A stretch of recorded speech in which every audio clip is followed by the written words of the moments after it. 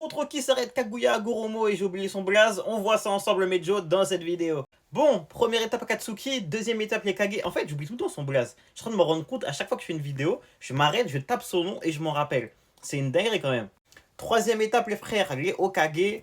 Quatrième étape l'équipe 7 et cinquième étape les Uchiha, on leur rappelle tous à leur prime Mejo. Bon, l'Akatsuki, un seul des trois peut les solo quasiment. Ah non, il y a Obito, non. Agoromo les solo dans tous les cas. Deuxième étape, les Kage. Pour moi, les Kage sont moins forts que l'Akatsuki vu qu'il y a Obito. Obito carry largement l'Akatsuki. C'est pareil, hein, même lui tout seul, il est. Je sais plus comment il s'appelle, les gars. Comment il s'appelle, dites-moi en commentaire. En tous les cas, il est solo. Troisième étape, les Hokage. Ah là, ça devient compliqué.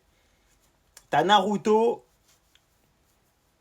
T'as Naruto déjà. Naruto, il peut en valoir un des trois. Ok.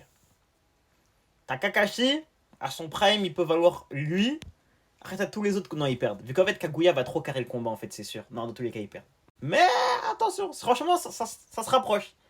Et là, l'équipe 7, les gars, il y a un monde où, il y a un monde où. On part du fait que si c'est leur prime de Naruto, forcément, bon, leur prime de Naruto est moins fort que Kaguya ou Agoromo. Si on prend leur prime par contre hors Naruto, on sait que Sasuke peut gérer une menace de niveau Kaguya. Sûrement que Naruto Prime peut valoir aussi une menace de cette ampleur-là avec le mode Baryon. Kakashi Prime, je pense qu'il peut peut-être battre assez rapidement lui. Il y a un monde où les premiers ninjas s'arrêtent à l'équipe 7. Mais seulement si on les prend hors Naruto, genre après Naruto. Si on s'arrête à Naruto, forcément ils perdent. Dernière étape, les Uchiha les gars. Donc on a Obito, Sasuke, Itachi et Madara.